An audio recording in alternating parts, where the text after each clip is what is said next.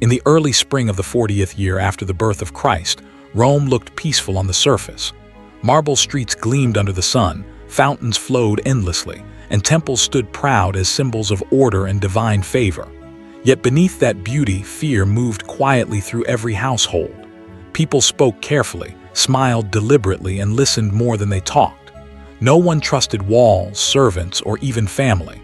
In this Rome, survival depended not on innocence, but on awareness.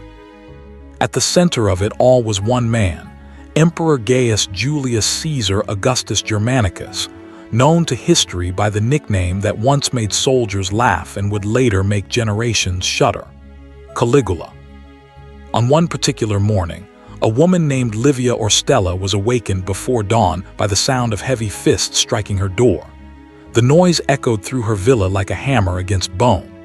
Livia was 28 years old, born into comfort, educated in poetry and household management, married at 17 to Senator Gaius Calpurnius Piso, a man twice her age whose wealth and reputation had once promised security.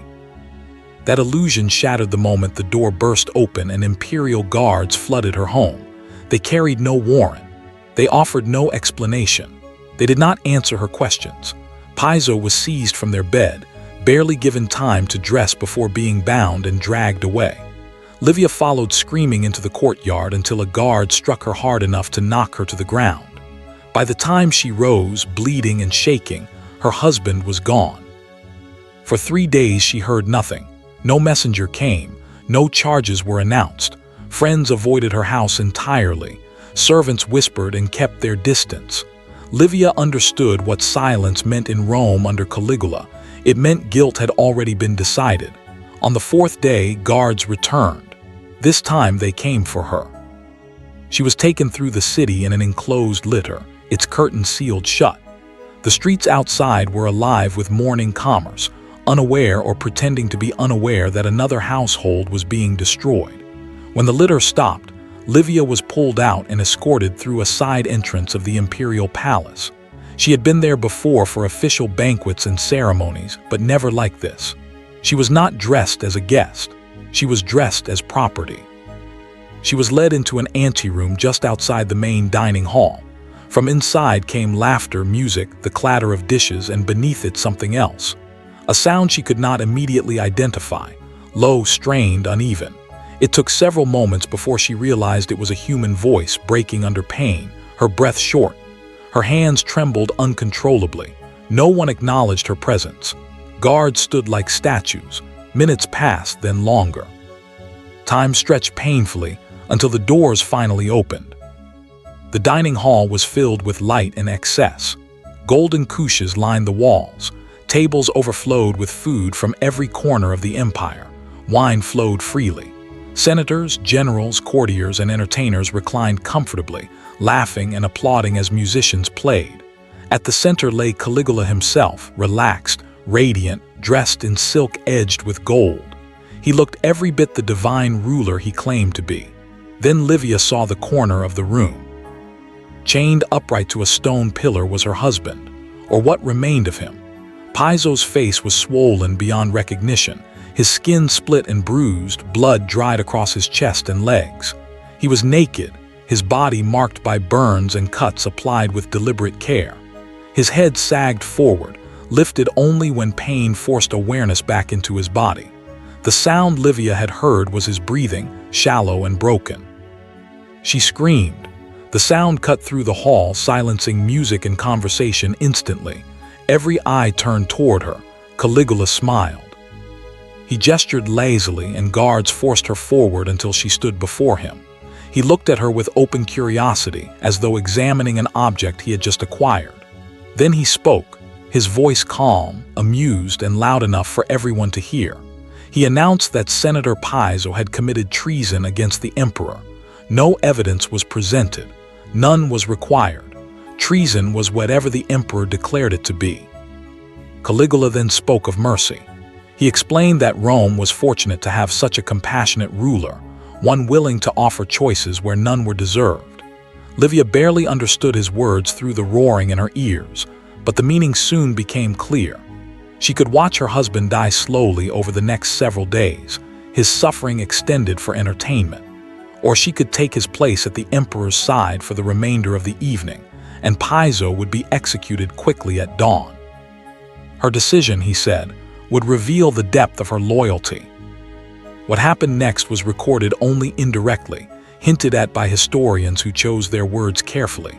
What is known is that Livia remained in the hall. Piso was executed the following morning. Livia disappeared from public life soon after. Whether she died by her own hand or was silenced permanently, no one could say with certainty. In Rome, disappearance often served as the final punctuation of terror. This moment was not an aberration. It was the product of years of fear, trauma, and unchecked power concentrated in one individual. To understand how Rome arrived at such a night, it is necessary to understand Caligula himself. He was born in the year 12, the third son of Germanicus, Rome's most admired general, and Agrippina the Elder, a woman of fierce intelligence and pride. His childhood was spent among soldiers along the frontier, earning affection and attention that would later disappear entirely. When Germanicus died suddenly, possibly poisoned, Caligula's world fractured. His mother and brothers were accused of treason under Emperor Tiberius and destroyed one by one. Caligula survived not by strength, but by silence. He learned early that survival depended on hiding emotion.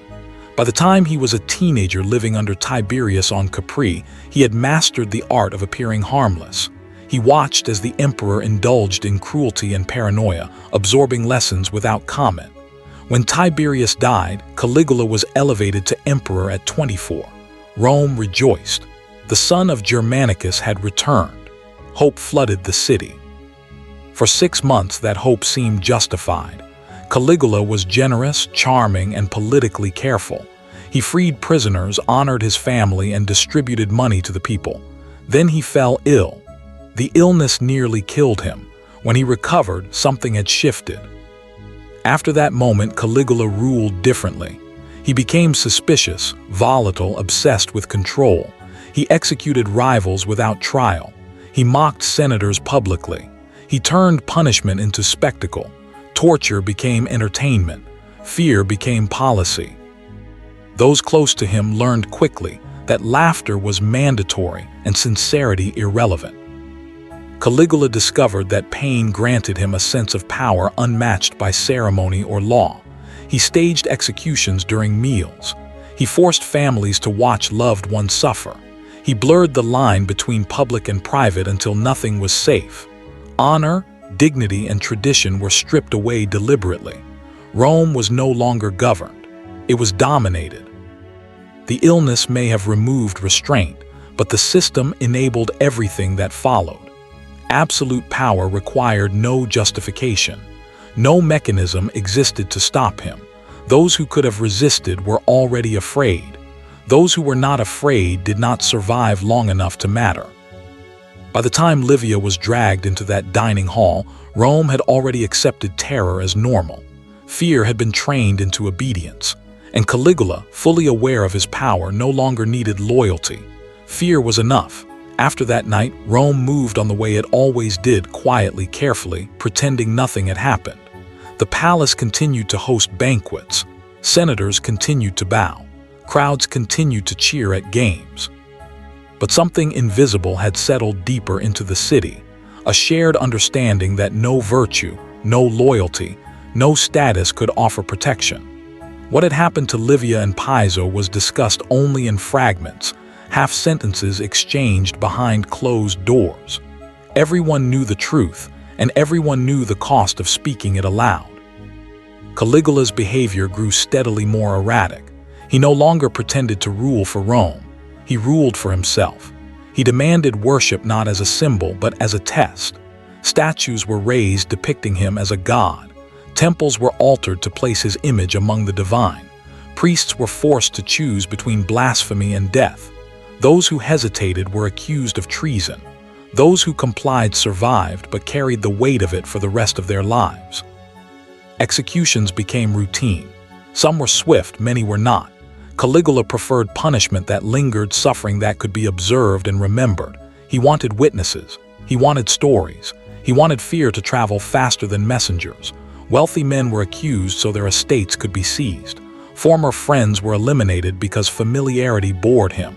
He laughed during trials. He changed verdicts mid-sentence. Law existed only as decoration. Even the Praetorian Guard, sworn to protect him, began to fear him. He humiliated their officers, reduced their rewards, and threatened them openly. Paranoia consumed him. He trusted no one, suspected everyone. The palace became a place of whispered plans and guarded glances. Servants memorized escape routes. Courtiers slept lightly, knowing a summons in the night could mean death by morning. Rome itself began to fracture under the strain. The treasury emptied. Taxes increased. Religious tension spread through the provinces. When Caligula ordered his statue placed in the Temple of Jerusalem, outrage nearly erupted into full rebellion. Only his death prevented a catastrophe that could have torn the empire apart. By then, many within Rome had already concluded that the emperor could not be allowed to live. The conspiracy formed quietly, without speeches or ideals. It was born from exhaustion and fear. On a January day in the year 41, Caligula walked through a covered corridor beneath the palace, unaware that his guards had turned against him. They struck suddenly, blades flashing in the narrow space. He fell screaming, stabbed again and again until the voice that had terrified Rome was silenced. His wife and infant daughter were killed soon after, a race to ensure no echo of his rule survived. The city exhaled. Statues were torn down. His name was condemned. The Senate declared his memory cursed, as if stone and words could undo what had been done. Claudius was elevated as emperor, chosen not for greatness but because he promised stability. Some reforms followed. Some excesses ended, but the truth could not be erased. Rome had learned that its greatest danger did not come from foreign enemies or open rebellion, but from absolute power placed into human hands. Caligula was dead, but what he revealed remained. Fear had proven effective. Cruelty had proven possible. Silence had proven safer than truth. For the people who lived through his reign, survival meant memory without justice. They carried images they could never unsee, nights they could never forget. Livia's name faded from record like so many others, but her story existed in every careful smile, every measured word, every instinct to lower one's voice. Caligula became history's warning, not because he was unique, but because he was allowed. And Rome, for all its marble and glory, was never innocent again.